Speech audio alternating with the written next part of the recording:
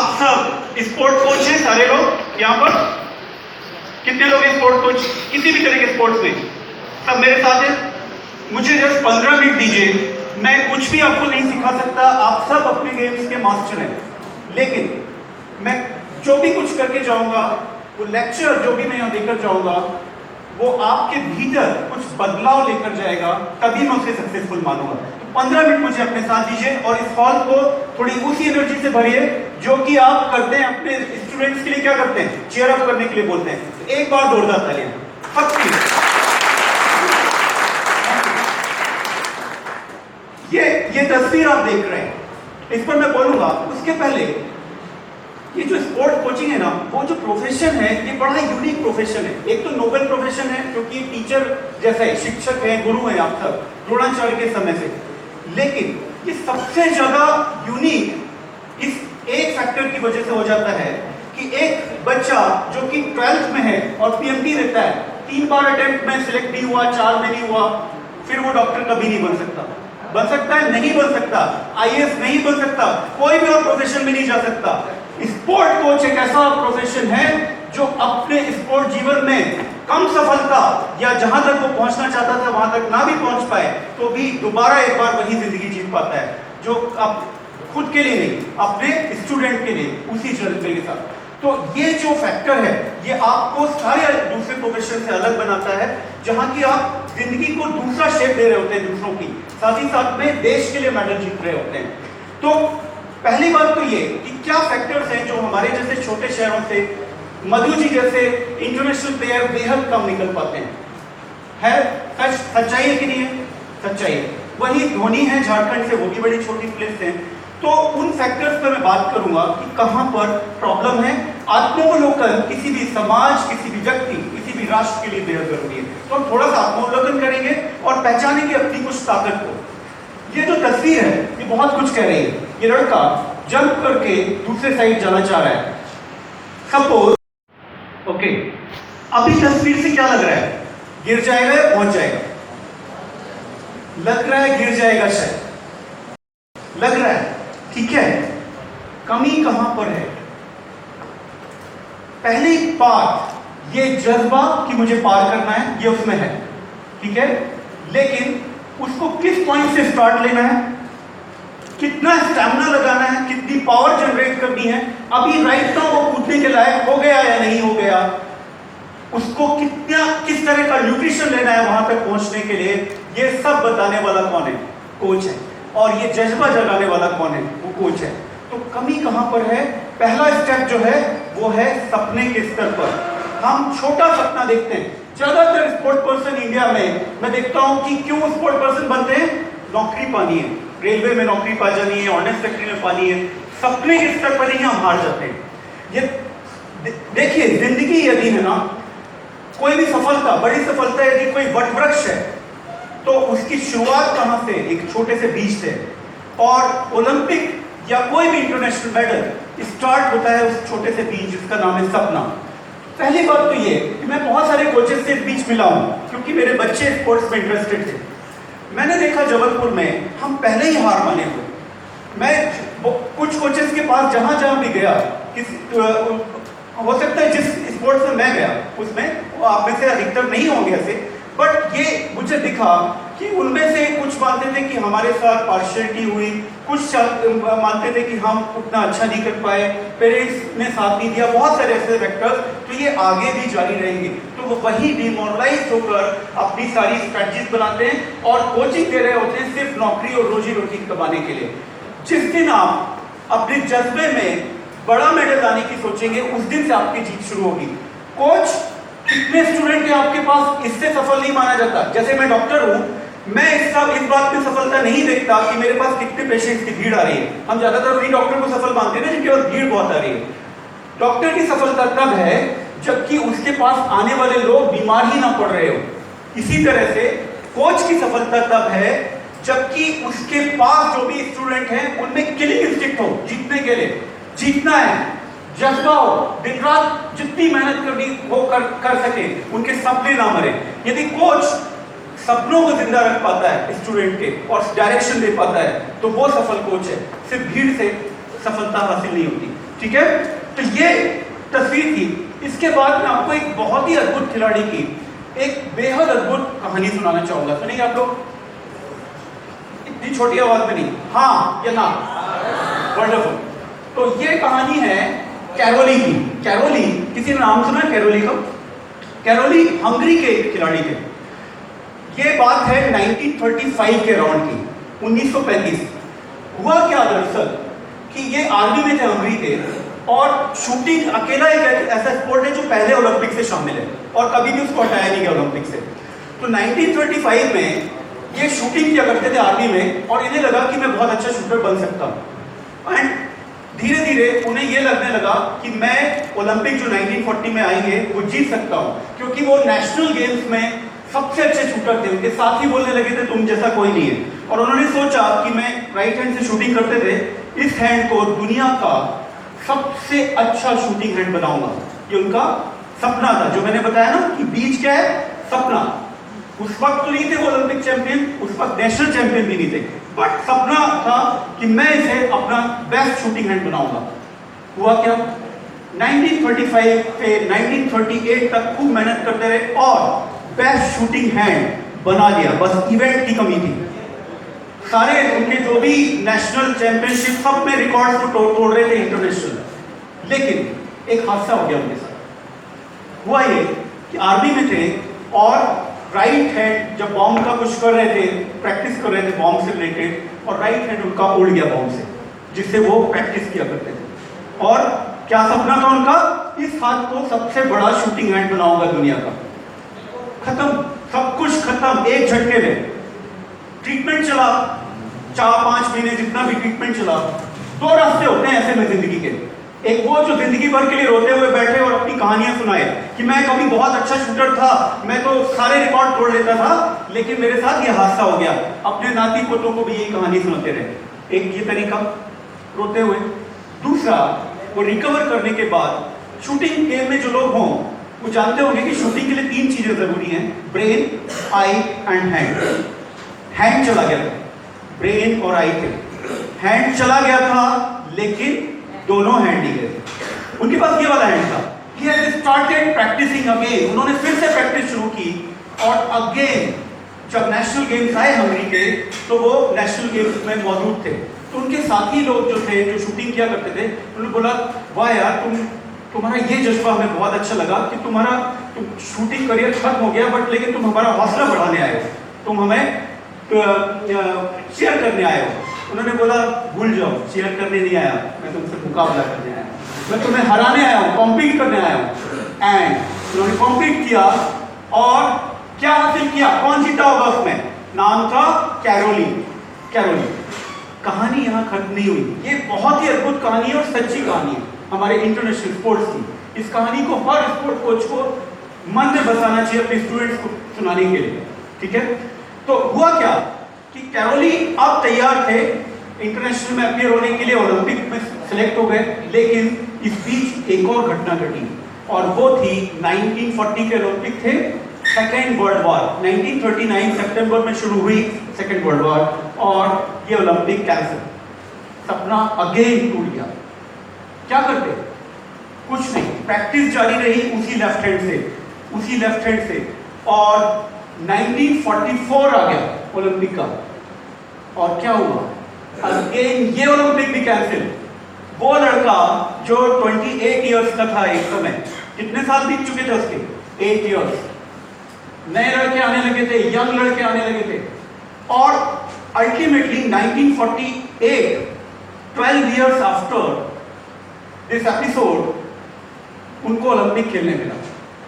और ये जो पर्सन था Caroli, the man with only hand, उनका नाम, उनको ऐसे पुकारा जाता है, the man with only hand. उन्होंने ओलंपिक 25 मीटर पिस्टल में ओलंपिक गोल्ड हासिल किया। तो उनके लिए तालियां। तो ये होता है सपना, जज्बा। कहानी यहां भी एक्चुअली खत्म नहीं। 1948 के बाद ये व्यक्ति 1952 में फिर ओलंपिक में अपीयर हुआ, और the man with only hand again ये ओलंपिक जीता और he is the only person बहुत सालों तक जिसने 2 ओलंपिक मेडल अलग अलग सालों में जीते हो किसी पिस्टल इवेंट में। बहुत सालों तक ये रिकॉर्ड में, मुझे लगता है इसी साल टूटा है, इस बार शायद किसी को दोबारा मिला है। सालों तक उनका ये रिकॉर्ड ब्रेक नहीं हो पाया। हमारे अभिनव बिंद्रा एक बार गोल्ड जीत पाए ना। तो ये इस तरह का जब जज्बा होता है किसी कोच में, किसी स्पोर्ट पर्सन में, और कोच का काम है, आपका काम है कि ये पहला बात है कि खुद सपने देखना। हम ही सपने नहीं देखेंगे तो हमारा स्टूडेंट को सपने देख कैसे रहा। तो उनकी फोटो दिखा देते हैं।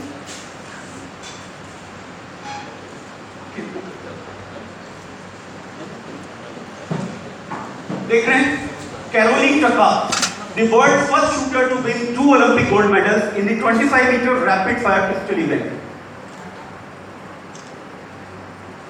इनकी स्टोरी बेहद प्रेरक है, आपको अपने स्टूडेंट्स को आप लोग सुना सकते हैं।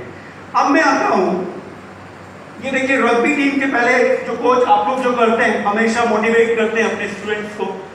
पहली बात, सबसे मेन फैक्टर, अगेन रिपीट करूंगा, बड़ा सपना देखे। जबलपुर को एक बड़ा इंटरनेशनल प्लेयर, सिर्फ ये नहीं कि एम्पायर होकर आगे कहीं पर, और मैं बताऊं आपके सामने से बच्चे निकल जाते हैं। हर कोच ये जानता होगा, मैं भी टीचर हूं मेडिकल कॉलेज में, हमारे सामने से टैलेंटेड और वो पैशन वाले, और जहां पर पेरेंटल सपोर्ट भी मिल सकता है, जहां पर फैमिली का सपोर्ट भी मिल सकता है, हमारी आंखों के सामने से इसलिए निकल जाते हैं क्योंकि हम खुद सपना बड़ा नहीं देख रहे होते हैं। यहां पर कितने सचिन तेंदुलकर क्लब बने घूम रहे होंगे, मैं बता दे रहा हूं आपको, ठीक है। तो हमें, आप यदि कोच हैं तो ये नहीं होने देंगे, बस ये प्रण कर लीजिए, और जिस दिन वो प्रण करते हैं उस दिन मेरी नजर में आप दुनिया के सबसे बड़े कोच हैं, सबसे सफल कोच हैं। Good coach, bad coach. अब मैं इस पर आता हूं कि अच्छा कोच और बैड कोच में क्या फर्क है। ये मेरा परसेप्शन नहीं, जो मैं बताऊंगा वो मेरा नहीं, रिसर्च बेस्ड है। मैं डॉक्टर हूं तो मुझे रिसर्च की बात करना जरूरी है। इस पर पूरी साइकोलॉजिकल रिसर्च हुई है कि कोच 3 तरह के होते हैं दुनिया में। उस पर मैं बाद में आता हूं कि किन 3 तरह के होते हैं। पहला, मैं एक जनरल, हमें पता है कि अच्छा कोच कैसा होता है। अच्छे कोच को अच्छा इंसान होना चाहिए फर्स्ट ऑफ ऑल, है कि नहीं? ईमानदार हो, ऑनेस्ट हो, सिंसियर हो अपने काम के प्रति, रेगुलर हो, कंसिस्टेंट हो, जिसमें जज्बा हो, सपने हो, सपने जगाना आता हो, और पक्षपात रहे। तो ये प्रॉब्लम है कि नहीं कोचिंग में? स्पोर्ट में ये बहुत बड़ी प्रॉब्लम है, पक्षपात रहे। मैंने ऐसे कोच देखे हैं यहाँ जबलपुर में जो कितनी बड़ी कार है पिता की, उसके आधार पर कोचिंग देते हैं, है कि नहीं? आप देख लीजिए, इर्द गिर्द आपको मिल जाएंगे अपने कि पिता किस पोस्ट पर है, उसके आधार पर वो बच्चों को चुनते हैं। वो बच्चा कितना भी कम टैलेंटेड क्यों ना हो, कितना भी कम इंटरेस्टेड क्यों ना हो, यदि आप ये करते हो तो आप बहुत छोटे स्तर पर काम कर रहे हो, थोड़ा बहुत कमा लोगे इससे, थोड़े बहुत कॉन्टेक्स्ट बना लोगे, लेकिन आपने अपना पोटेंशियल को मार दिया। आपका पोटेंशियल बहुत बड़ा खिलाड़ी बनाने का था।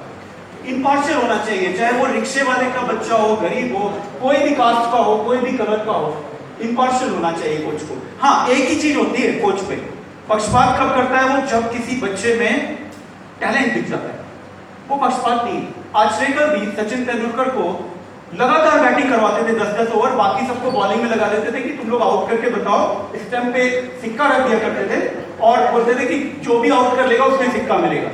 सचिन को अपनी लैम्ब्रेटा में और कामली को ले लेके विभिन्न उनमें जाया करते थे मैचेस में। तो जहां पर उनको पोटेंशियल दिख रहा है वहां उनको 100% देना है कोच को, लेकिन बाकी और फैक्टर नहीं आने चाहिए कोचिंग के बीच में। तो ये तो आप जानते ही हैं, लेकिन मैं अब बात बता रहा हूँ साइकोलॉजिकल स्तर पर कितने तरह के कोच होते हैं, वो रिसर्च बेस्ड है। पहला कोच होता है जिसको कहते हैं ऑटोक्रेटिक कोच, दूसरा होता है डेमोक्रेटिक कोच, और तीसरा होता है कैजुअल कोच।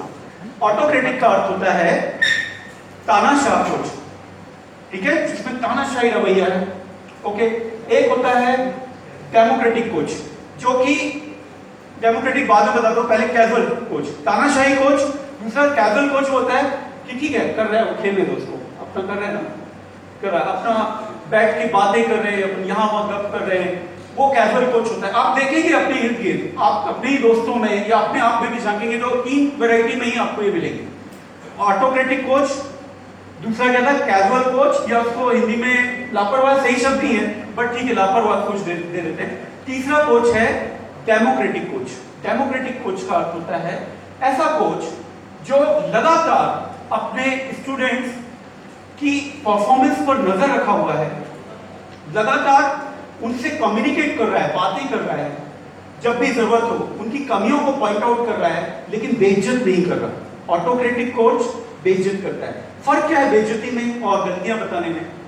एक स्टूडेंट ने कवर ड्राइव ठीक से नहीं लगाया, ठीक है, तो कोच कवर ड्राइव के बारे में बात करेगा और ऑटोक्रेटिक कोच क्या कर सकता है?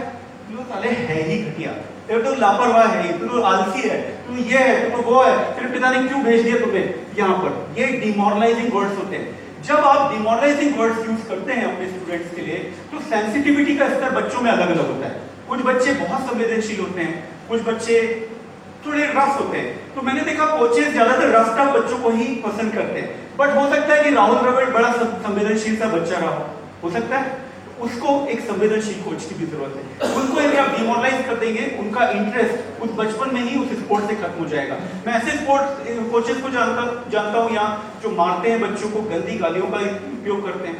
क्यों? ऐसा करके कोई भी प्रोड्यूस नहीं हो पाएगा। देखिए माइकल फेल्प्स या हम स्विमिंग में बेहद पीछे पूरे वर्ल्ड सिनेरियो में, लेकिन वहां स्विमिंग किसी भी बच्चे को मार मार के नहीं सिखाई जाती, ठीक है, वहां पर जैसे रुला रुला के नहीं सिखाई जाती। जैसे क्राइम बच्चों को हैंडल करने के लिए कोच में वो संवेदनशीलता होना चाहिए। और कोच बहुत कुछ होता है, दरअसल आपसे अपेक्षाएं बहुत ज्यादा है। एक कोच पिता होता है पिता जैसा होता है वो 2 घंटे में जब आपके पास बच्चा आता है, वही जज्बा आपके पास माता पिता पूरे विश्वास के साथ छोड़ देते हैं। जैसे हमारे पास, मैं बच्चों का डॉक्टर हूँ, मेरे पास अपने विश्वास के साथ जब पेशेंट छोड़ देते हैं, मुझे एहसास होता है कि अभी राइट नाउ मैं इसका सब कुछ हूँ। वो एहसास एक अच्छे कोच को होता है कि वो पिता होता है। साथ ही साथ में ब्रजेश ने बताया कि बहुत सारे टीम वहां पर साइकोलॉजिस्ट होते हैं, वहां न्यूट्रिशनिस्ट होते हैं, डाइटिशियन होते हैं। हमारे यहाँ भारत में कोच ये सब कुछ होता है। वो डाइटिशियन भी होता है, वो न्यूट्रिशनिस्ट भी होता है, साइकोलॉजिस्ट भी होता है, वो प्लानर भी होता है। तो आपको अपडेटेड रहने की भी जरूरत है। और साइंटिफिकली अपडेटेड रहने के लिए आजकल इंटरनेट पर बहुत सारी जानकारियां हैं, क्लासेस ले सकते हैं, जैसे इस टाइप का कोई सेशन। एक अच्छे व्यक्ति या अच्छे कोच में हमेशा ये दम नहीं होना चाहिए कि मुझे सब कुछ पता और आगे मैं कुछ नहीं सीखना चाहता। जिसमें ये आ गया वो वहीं फिनिश। कोई भी प्रोफेशनल, चाहे वो डॉक्टर हो, चाहे वो कोच हो, आपको लगातार ये डिजायर होना चाहिए कि मुझे कुछ ना कुछ सीखते रहना है, कुछ ना कुछ सीखते रहना है। और ये क्योंकि स्पोर्ट एक साइंस है, स्पोर्ट पूरी तरह फिजिक्स पर डिपेंडेंट है, तो लगातार इसमें बदलाव आते रहते हैं। मेरे बच्चे स्विमर हैं, वो स्विमिंग में पहले एस शेपेड बनाने का आता था, आज अभी रिसर्च हुई कि इस तरह के मूवमेंट में बेटर आएगा। आपको पता होना चाहिए, एक स्विमिंग कोच को पता होना चाहिए कि ये नया अपडेट शुरू हुआ, तो आपको लगातार अपडेटेड रहने की भी जरूरत है। और कैसे होगा? जब ये जज्बा होगा कि मुझे बड़ा बनना है, मुझे बड़ा खिलाड़ी प्रोड्यूस करना है, मुझे अपना 100% देना है। तो 3 तरह के कोच हुए। आपको तय करना है कि ऑटोक्रेटिक बनना है, कैजुअल बनना है, या डेमोक्रेटिक कोच बनना है। डेमोक्रेटिक कोच और वो चीज करता है, वो क्या करता है? खुद डिमॉन्स्ट्रेट करता है इस चीज में। जहां पर बच्चों को बिल्कुल ही स्टक हो जाते हैं, चाहे इंप्रूवमेंट नहीं दिख रहा, वहां खुद दौड़ता है साथ में, खुद बॉल लेकर परफॉर्म करता है, खुद बैटिंग करता है, जो भी इसका गेम है। स्विमिंग में तो स्विमिंग करके दिखाता है कि तुम्हें इस तरह से करना है। तो डेमोक्रेटिक कोच जो होते हैं उनकी टीम ज्यादा सफल होती है, ये रिसर्च बताती है। ऐसा नहीं कि ऑटोक्रेटिक कोच की नहीं होती सफल, होती है उनकी भी टीमें सफल, लेकिन बड़े सपने, बड़े स्तर पर डेमोक्रेटिक कोच को बेहतर माना जाता है। ठीक है, मैं अगली स्लाइड पर आता हूं। आप लोग बोर तो नहीं हो रहे? इनको पहचानते हैं? जैक मास।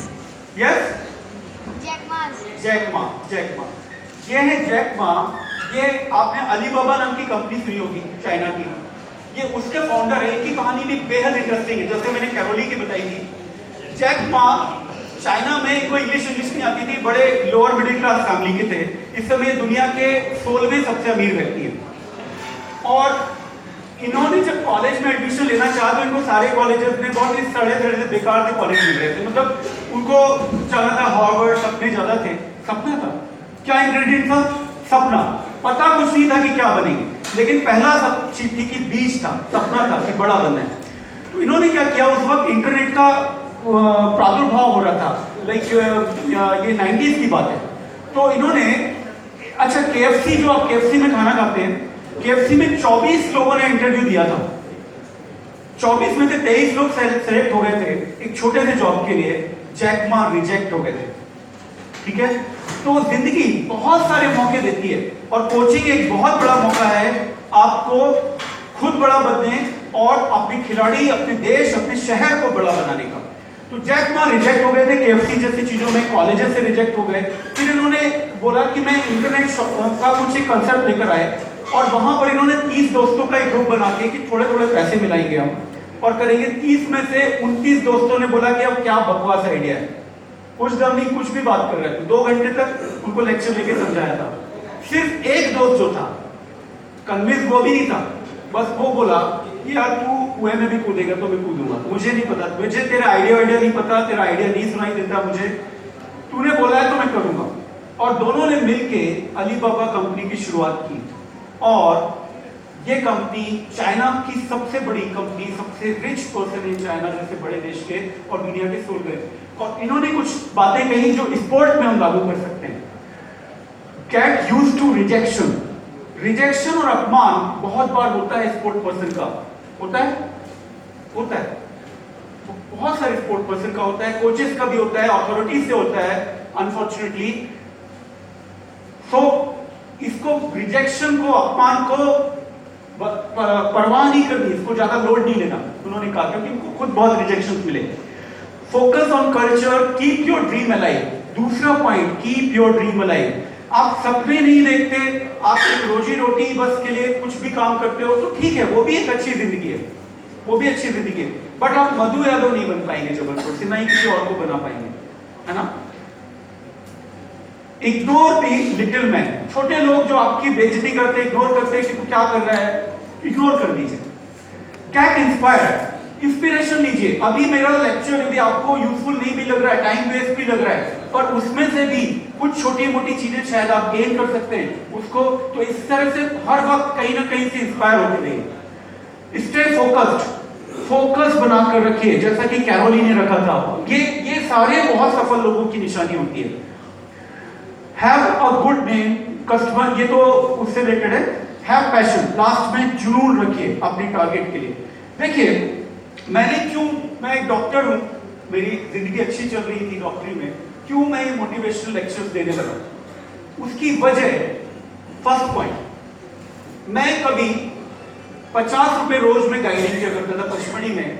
बहुत घर की कुछ वजहों से परिस्थितियां खराब थी। मैं प्राइम मिनिस्टर नहीं हूं, मैं बहुत बड़ा वो नहीं, लेकिन कुछ है जो अपनी जिंदगी से बताना चाहता हूं। हम सबकी जिंदगी में कुछ प्रेरक किस्से होते हैं। तो मैं सुबह 7 से रात 7, शाम 7 तक गाइडिंग करता था, कस्टमर्स को घुमाता था 10th में, 9th में। एक कस्टमर ने मुझे पूछा, इंदौर के बड़े डॉक्टर थे वो लोग, बड़ी बड़ी कारों से आए थे। उन्होंने पूछा क्या बनना चाहते हो, मैं 10th क्लास में था। मैंने उस वक्त कहा डॉक्टर, बड़े सिंपली से कहा। वो लोग हंसे थे कि ये जो गाइडिंग कर रहा है लड़का, सुबह से लेकर शाम तक हमें घुमा रहा है 3 दिन से, ये ऐसा सपना देख रहा है जिसमें पढ़ाई का बहुत ज्यादा, जिसमें समय देने की जरूरत है, या ये कैसे बनेगा पचमढ़ी जैसी छोटी जगह से जिसके पास कुछ भी नहीं। वो हंसे और उन्होंने मुझे एनकरेजमेंट के लिए हंसने के बाद, वो फैमिली मेंबर्स हंसने के बाद ओके वेरी गुड ऐसे दिल रखने के लिए बोल दिया। ठीक है, ऐसे प्रेरक किस्से बहुत जगह होते हैं। तो जब मैं उस परिस्थितियों से निकल के जो मैं पाना चाहता था, मैंने प्राइम मिनिस्टर तो बनना नहीं चाहा, मैं डॉक्टर बनना चाहता था, बन गया। तो मैंने जो पाना चाहा वो मैंने पाया। तो मैं यूथ को, युवाओं को प्रेरणा देने के लिए आगे आया। और क्योंकि आप लोग सबसे ज्यादा यूथ से जुड़े हुए हैं, तो जैसे ही ब्रजेश ने मुझे कहा कि आप किसी विषय पर बोलिए, तो मुझे लगा सबसे जरूरी विषय यही है कि कोचेस को बड़े सपने दिखाओ, उनमें आदत डालो बड़े सपने देखने की, निगेटिव बातें करने की नहीं, कि हार। मैं एक बार अपने बच्चों को क्रिकेट के लिए, उन लोगों को इंटरेस्ट था तो एक एकेडमी में लेकर गया।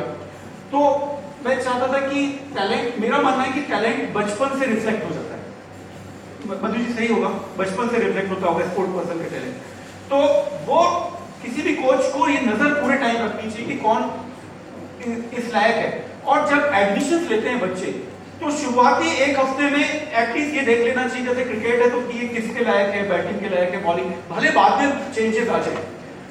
उन्होंने मुझे 7 दिन तक मेरे बच्चों को देखा नहीं, मैंने ना अपना इंट्रोडक्शन बताया ना कुछ। 7 डेज तक उन्होंने मेरी रिक्वेस्ट की और उन्होंने मुझे बहुत सारे लेक्चर्स बुद्ध भगवान के और ये बुद्ध की बातें करनी है, अच्छी है, लेकिन क्रिकेट ग्राउंड पर क्यों करनी है? ठीक है, हम जहां पर जिस चीज को कर रहे हैं वहां फोकस रहना है ना। मैं गाइडिंग के समय अपने साइंस की बायोलॉजी की बात करने लगता तो मेरे कस्टमर्स खुश होते क्या? नहीं होते। वहां मैं बायोलॉजी की बात नहीं करने गया था, वहां मैं पचमढ़ी के पांडव गुफा, धूपगढ़, चौरागढ़ की बात। तो जिस वक्त हम जहां पर हैं उस वक्त वो बात और फोकस हमारे दिमाग में होना चाहिए। बच्चे तो इस तरह से ये जरूरी है कि हम बच्चों के टैलेंट को बिगिनिंग से पहचाने और उसको नर्चर करने में अपना जज्बा पूरी तरह से लगा दें। छोटे छोटे बहानों से एब्सेंट होना कोचिंग में ये नहीं चलेगा। नेक्स्ट स्लाइड प्लीज, मैं करता हूं। तो ये चेक बॉक्स, इनको कौन नहीं पहचानता? एपीजे अब्दुल कलाम। बच्चों कौन है? एपीजे अब्दुल कलाम। ठीक है। सर ने बहुत सारी बातें हमें सिखाई हैं, जिनमें से कोचेस के लिए जो जरूरी है, learn how to handle failure. ये देखिए सारे बड़े लोगों ने बोला है, किसी ने रिजेक्शन वर्ड दे दिया, किसी ने असफलता वर्ड दे दिया। तो मैंने ये देखा है कि 80% स्पोर्ट्स कोचेस फेल्ड स्पोर्ट्समैन रहते हैं। जो वो सपना देखना चाहते हैं, वो नेशनल में पहुंचना, इंटरनेशनल में पहुंचना, क्योंकि वो वहां पहुंच नहीं पाए तो वो कोचिंग में आ जाते हैं। ऐसा सच है कि गलत है मुझे नहीं पता, है ऐसा है ना? तो फेल्ड कोच, आप स्पोर्ट पर्सन फेल्ड थे लेकिन फेल्ड व्यक्ति नहीं हो। फेल्ड आपको जिंदगी अगेन एंड अगेन मौके देती है। ये लोग भी कहीं ना कहीं फेल्ड थे, सारे हम सब फेल्ड थे। मैं कई जगह पर असफल हुआ, कई जगह पे। बात यह है कि आप कोशिश जारी रखते हो कि नहीं, आप फोकस रखते हो कि नहीं। और आपको तो मैंने बताया इतना यूनिक प्रोफेशन है कि दोबारा उसी चीज में जिससे आप प्यार करते थे, जिस खेल से, उसी में आपको ट्रेनिंग करने का मौका मिल रहा है, ट्रेनिंग देने का मिल रहा है, खुद अपडेटेड रहने का मिल रहा है। आप वही जिंदगी जी रहे हो जिसको आप जीना चाहते थे। बस प्लेटफॉर्म का फर्क है ना, कि आप कैमरे के सामने नहीं हो, आप कैमरे के पीछे हो। फर्क क्या पड़ता है? किसी और में अपनी जिंदगी जीकर देखना है। तो कोच में ये रखना है। तो learn how to handle failure. उस फेलियर को भुलाइए, आगे बढ़िए। इमेजिन द आउटकम जो आगे होने वाला है उसको इमेजिन करिए। सोचिए कि आप तीरंदाजी में 5 साल के बाद जबलपुर को से ओलंपिक चैंपियन निकाल सकते हैं। ओलंपिक क्वालिफायर की बात नहीं कर रहा, चैंपियन होना चाहिए। चैंपियन का सपना देखोगे तो शायद क्वालिफायर अचीव करोगे, वर्ल्ड रिकॉर्ड का सपना देखोगे तो ओलंपिक मेडल लेकर आओगे। Be righteous, fight to be you. आप बहुत अच्छी बात बोली थी कलाम जी ने, मैं इनका इंटरव्यू सुन रहा था एक, उसने बोला कि हम सब कुछ ना कुछ हैं, अपने आप में यूनिक हैं, हम सब में बेहद क्षमताएं हैं। लेकिन होता क्या है कि दुनिया हमें कुछ और अपने जैसा बनाना चाहती है, और हम धीरे धीरे बचपन से वो बनते चले जाते हैं जो दुनिया बनाना चाहती है। जो लोग उस पर टिके रहते हैं, वो जो हैं वो सफल होते हैं। ठीक है, तो अपने आप को पहचानना, अपनी क्षमता को। कई ये जिंदगी का हालांकि बहुत मुश्किल प्रश्न भी है, कुछ लोगों को जल्दी मिल जाता है। विश्वनाथन आनंद को 6 साल की उम्र में पता चल गया था कि वो और उसकी मम्मी को कि वो चेस खेलने के लिए बना है। जिस दिन हमें पता चल जाए कि हम किसके लिए बने तो रास्ता बड़ा आसान हो जाता है। लेकिन अब आप क्योंकि इस कोचिंग में हैं, तो अब आपको यदि जिंदगी भर यही करना है तो क्यों ना उसे बेहतर ढंग से किया जाए, बड़े सपने के साथ किया जाए, बड़े स्केल पर किया जाए। सुविधाओं की कमी कोई बहाना नहीं। आपके पास कुछ सुविधा यदि कम है तो भी बहुत सारा कुछ क्रिएट किया जा सकता है बिना सुविधाओं के। चीजें शुरुआत जहां से होती है वो एटीट्यूड होता है। एटीट्यूड मतलब जो हम भीतर से कुछ यदि सीखने का जज्बा है। जैसे मधु जी को लगा कि उनमें कमी रह गई थी कि वो और इंग्लिश सीख पाती है, तो ये जिसमें होगा ना, उस जिसमें इंप्रूवमेंट की इच्छा होगी, वो सब कुछ पता करता चला जाएगा। ये कोई अभी राइट नाउ का जो लेक्चर है, मैं उस पर फोकस करना चाहता था कि आपके दिमाग के स्तर पर क्या सोच रखनी है। और भले आप में से कुछ लोग सोच रहे हो कि आपको सब कुछ पता है, आपका अप्रोच सही है, एटीट्यूड सही है जीवन की, लेकिन कहीं ना कहीं उसमें सबसे पहले बात वहीं खा रहे हैं, एटीट्यूड गड़बड़। देखिए सप्लीमेंट्स पर आप बात करें, वो सप्लीमेंट्स पर हम बता देंगे कि क्या क्या लिए जाते हैं, और वो कोई बड़ी बात नहीं है। ठीक है, लीगल ढंग से सब वो डोपिंग का पूरा सेशन डॉक्टर ब्रजेश ने रखा हुआ है। हमारे बच्चों को समझ नहीं आ रहा क्या सिखा रहे हैं, तो हम ओलंपिक मेडल कभी लाएंगे जब हम तो बच्चों देखिए इसमें कोच से ज्यादा व्यवस्थाओं का ध्यान देना है। देखिए हमारा जो एजुकेशन सिस्टम है वो बच्चों को education as well as sports में साइंस सेंटर और जो एकेडमी है, हाँ तो हमारे इसमें काफी कोचेस बैठे हैं उसमें, तो हम लोगों को एक बताया कि आप स्कूल जरूर जाना, बात जरूर हाँ जी बिल्कुल आप जाना, बिल्कुल बिल्कुल क्योंकि एटीट्यूड कहाँ से आएगा? बिल्कुल आपने सिखाया बिल्कुल बिल्कुल टीचर सिखाया।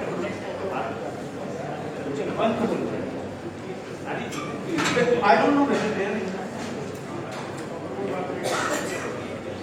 क्योंकि आपका अभी फोकस, तो मैं अब आपको ज्यादा मोटिवेट दिमाग के लेवल पर नहीं करूंगा, क्योंकि मैं समझता हूं कि आप ये समझ रहे हैं कि आप मोटिवेटेड है, तो दैट्स वेरी गुड फॉर जोबलपुर। अब आपको न्यूट्रिशन पता चल जाए लेटर ऑन, एजुकेशन जैसी छोटी छोटी चीजें, तो मुझे ओलंपिक मेडल निकाल कर दीजिए अगले 10 इयर्स में। पहले तो ये जज्बा रखिए। कोई पहचानता है इनको? Cristiano Ronaldo. हाँ, क्या कहा? Your love makes me strong, your hate makes me unstoppable. मतलब आपका, मैं बात कर दूं कि सुनना चाहिए, तो फिर 2 मिनट के लिए मुझसे कनेक्टेड रहिए, ठीक है? थोड़ा सा डिस्ट्रैक्शन हुआ। ये क्वेश्चन आंसर सेशन बहुत सारे हैं, ठीक है? मैं इन पर सब पर हम लोग जवाब देंगे जो भी आपके क्वेश्चन होंगे, लेकिन मुझे अभी मैं जो फील करता हूं, मुझे लगता है कि एटीट्यूड सबसे बड़ा प्रॉब्लम होता है जीवन में। एटीट्यूड मतलब हमारा भीतर से व्यवहार, हम क्या पाना चाहते हैं, क्या करना चाहते हैं, क्या नहीं करना चाहते हैं, हमें अपने आप को सेल्फ बिलीव कितना है कि हम वो पा लेंगे या नहीं पा लेंगे। बाकी सब चीजें उसकी ब्रांचेस है, nutrition, education, training, ground, facility, gym, ये सब ब्रांचेस हैं। ये कोर में इफेक्ट नहीं है, जड़ में जो है ना, वो बीज ही गड़बड़ होगा तो चाहे जिस तरह की खाद ले आइए, जिस तरह का पानी ले आइए, यदि बीज कैक्टस का है तो वो आम का नहीं देने वाला फल।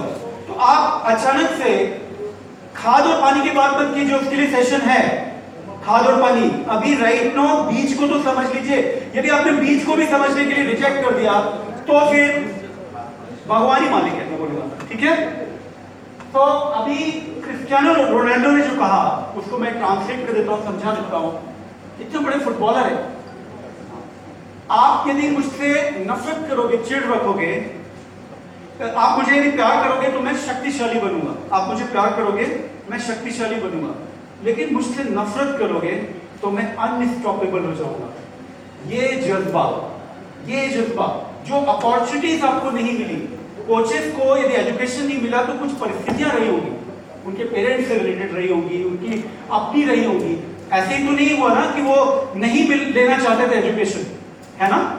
तो वो परिस्थितियां ही ये रिफ्लेक्ट कर रही हैं, ठीक है? कि आपको जो अपॉर्चुनिटी नहीं मिली, एजुकेशन की नहीं मिली, जिन कोचेस को अपॉर्चुनिटी, कोई बात नहीं, मैं अब हासिल करूंगा। देखिए आजकल बहुत सारे मीडिया में एजुकेट होने के लिए, मैं बताऊं कि मेरे बच्चे स्टेट में बहुत अच्छे, मतलब टॉप 3-4 स्विमर्स में से हैं, जो एमपी के, मध्य प्रदेश के। स्विमिंग उनको ज्यादातर स्विमिंग मैंने खुद सिखाई, मैं स्विमर नहीं हूँ, वो सिखाई मैंने इंटरनेट से पढ़ के। उसकी टेक्निक्स, फिजिक्स, उसमें न्यूट्रिशन मुझे खुद पता था, बाकी एक्सरसाइज पता थे, स्विमिंग मुझे एबीसीडी नहीं पता थी। आजकल इतनी इंफॉर्मेशन अवेलेबल है इंटरनेट पर, छोटे शहर का व्यक्ति भी यदि वो जज्बा हो लर्न करने का तो वो इंफॉर्मेशन ले सकता है। हुआ क्या था कि एक कोच है, उनको स्विमिंग बहुत बेसिक आती है, उनका बच्चा था इसके साथ कॉम्पीट कर रहा था अंश के साथ, तो वो उसकी वजह से जो भी था उनका कैलकुलेशन उन्हें इसको सिखा नहीं रहे। तो मैंने इसको बोला कि हम माइकल फेल्प्स से सीखेंगे। माइकल फेल्प्स सब जानते हैं, ओलंपिक चैंपियन। माइकल फेल्प्स की ढेरों यूट्यूब वीडियो, लेक्चर्स पढ़े हुए हैं, टेक्निक्स सब पढ़ी हुई हैं, इजी लैंग्वेज में, हाँ इंग्लिश में, बट हिंदी ट्रांसलेशन के भी बहुत सारे वीडियोस पढ़े हैं। और मैं आपसे रिक्वेस्ट करूंगा, जो मैडम ने बात बताई, क्यों ना इन सब चीजों को हम हिंदी में ट्रांसलेट करके डालते हैं इंटरनेट पर, कि सारे जो छोटे छोटे गांव में जो कोच कर रहे हैं, छोटे छोटे तहसीलों में कर रहे हैं, वो लोग भी देखें ना इनको। हम अचानक से किसी को इंग्लिश नहीं सिखा सकते। अब जो बचपन से या तो वो इंग्लिश कोचिंग में जाने लगे या अपने कोचिंग सेंटर में जाए, यही है ना? आप सीख सकते हो, जज्बा हो तो, लेकिन क्यों ना हम इन चीजों को ट्रांसलेट करके हमारे सिस्टम में, जो अथॉरिटी से मैं बोलूंगा कि हिंदी मटेरियल्स बना दें। हिंदी में बहुत सारे आसान ढंग से लेक्चर्स हैं, आसान ढंग से, और कुछ लोगों ने डाले हुए जो अच्छे कोच हैं जिनको अच्छी टेक्निक्स आती हैं वो वीडियोस बना के डालें। मैं यूट्यूब वीडियो डालता हूं हर मंगलवार को। अभी मैंने कुछ फिटनेस पर डाला है, तो इस आसान है चैनल, एक चैनल बनाकर डालना। क्या ये अलग थोड़ी सी अलग बात होगी। तो क्रिस्टियानो रोनाल्डो ने जो कहा अपॉर्चुनिटीज, ये पता है खाने को पैसे नहीं थे रोनाल्डो के घर पर। इसकी मम्मी जो है इसको किसी को दे देना चाहती थी। क्यों? क्योंकि पैसे इतने कम थे। और आज वो रिचेस्ट स्पोर्ट पर्सन में से एक है दुनिया के। स्टीव जॉब्स, अगेन इनको भी कई जगह से निकाला गया और उन्होंने क्या किया, जो जितने भी आज आपके पास एंड्रॉइड फोन है, एप्पल है, ये सब टेक्नोलॉजी कहीं ना कहीं से स्टीव जॉब्स से जुड़ी हुई है।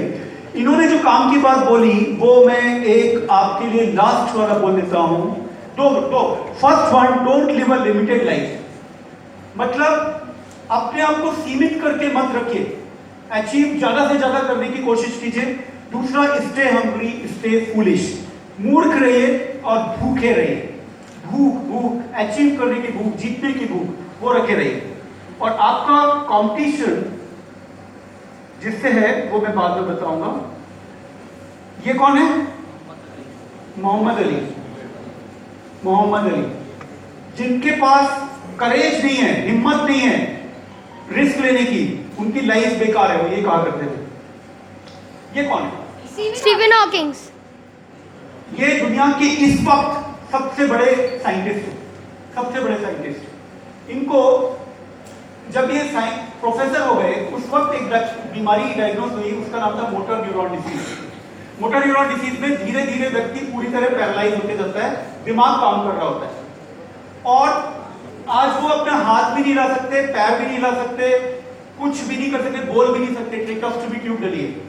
बट उनसे पूछो तो वो बोलते हैं कि मुझे बहुत अच्छी बीमारी मिली जिसमें मेरा दिमाग काम कर रहा है, I am very happy person.